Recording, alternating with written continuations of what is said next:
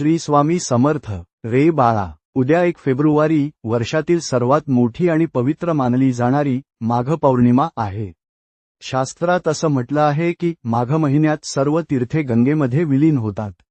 पण जर तुला गंगेवर जाता येत नसेल तर काळजी नको करू. घरच्या घरी तू तुझं भाग्य कसं उजळू शकतोस हे आज तुझा हा स्वामी तुला सांगणार आहे.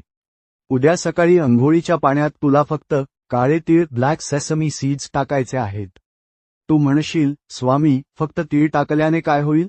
तर नीट ऐक. 1. पितृदोषातून मुक्ती. काळे तीळ हे भगवान विष्णूंच्या घामातून उत्पन्न झाले आहेत असे मानले जाते.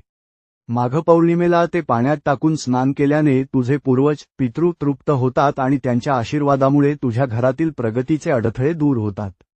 2. शत्रुबाधा आणि नकारात्मकता. जर तुला कोणाची नजर लागली असेल, शत्रूंचा त्रास होत असेल किंवा मनात सतत भीती वाटत असेल